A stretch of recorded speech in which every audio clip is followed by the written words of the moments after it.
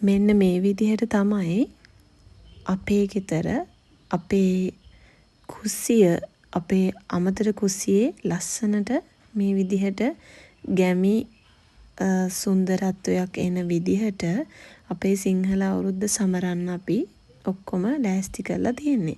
ඉතින් අපි මේ විදිහට තමයි අපේ කිරිබත උයා ගන්න අපේ අම්මා නැකත් වෙලාවට ලිපගිනි මෙලෙව්වේ. අම්මා ලහි ඉතින් කුස්සියේ කිරිබත හදන්න ලිපගිනි මොලවද්දී අපි කරේ ඉතින් සාලට වෙලා කට්ටියත් එක්ක මෙන්න මේ විදිහට කිරි උතුරන දිහා බලාගෙන ඉන්න එක. ඉතින් කොයි පැත්තෙන්ද කිරි ඉතිරෙන්නේ කොහොමද කිරි ඉතිරෙන්නේ කියලා අපි හැමෝම වට වෙලා මෙන්න මේ විදිහට කිරි උතුරන හැටි හරිම ආසාවෙන් බලාගෙන හිටියා. ඉතින් හරිම ආසයිනේ අපි කවුරුත්. ඊළඟට තිබ්බේ වැඩ අල්ලන වෙලා. මෙන්න මේ විදිහට තමයි අපි වැඩ ඇල්ලුවේ.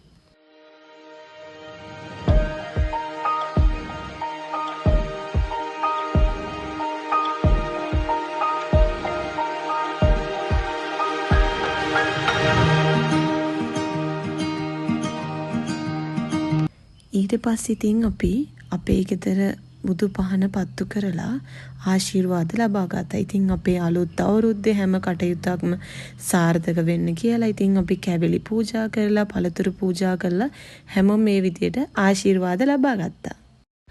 ඉතින් අපේ සිංහල අලුත් අවුරුදු කෑම මේසේ මෙන්න මේ විදියට හැම දෙයකින්ම අංග සම්පූර්ණ වෙන විදියට හරිම ලස්සනට හදන්න තමයි අපි හැම අවුරුද්දකම පුරුදු වෙලා ඉන්නේ. ඉතින් ඒකෙන් අපි ගොඩාක් සතුටක් ලබනවා. ඉතින් අපි ගොඩක් ආසයි ඒ එක චාරිත්‍ර හරිම ලස්සනට කරන්න. මේ විදියට තමයි අපේ අවුරුදු කෑම මේසෙ විවෘත කරේ. මෙන්න මේ විදියට තමයි අපි එකිනෙකාට කිරිබත් රසම රස විදියට කවා ගත්තේ.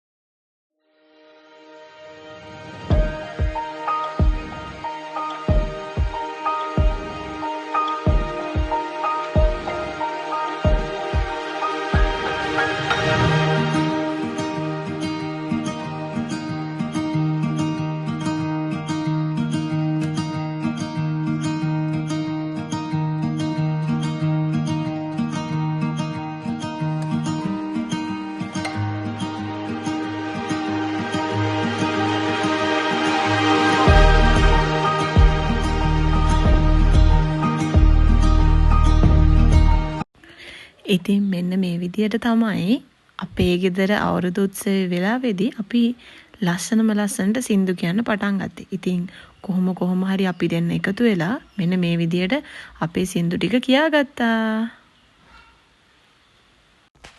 ඊට පස්සේ ඉතින් සින්දු කියන්න පටන් ගත්තේ ඔන්න අපේ අයියයි අක්කි. ඉතින් ඒ දෙන්න හරිම ලස්සනට සින්දු කියන්න පටන් ගත්තා. ඊට පස්සේ ඉතින් හැමෝම එක දිගට ඉතින් මේ සින්දු කියන එක තමයි කර හිටියේ. ඉතින් හරිම ආසාවෙන් අපි හැමෝම මේ විදියට සින්දු කියන්න පටන් ගත්තේ. ඊළඟට ඉතින් ඔන්න අපේ අයියයි මල්ලිත් දෙන්නත් සින්දු කියන්න පටන් ගත්තා. අපේ ගෙදර වගේම චූටිලාගේ ගෙදර ගිහිල්ලත් අපි මෙන්න මේ විදියට තමයි අවුරුදු සැමරුවේ.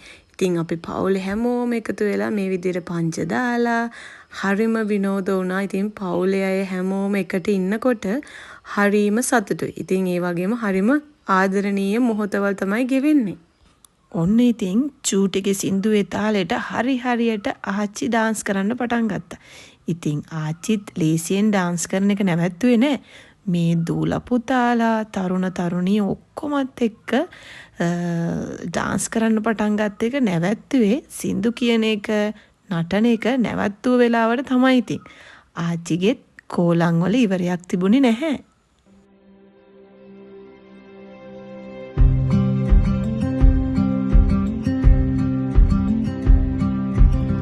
ඉතින් ආයෙමත් ලස්සන වීඩියෝ එකකින් හම්බ වෙමු. හැමෝටම බයි බයි.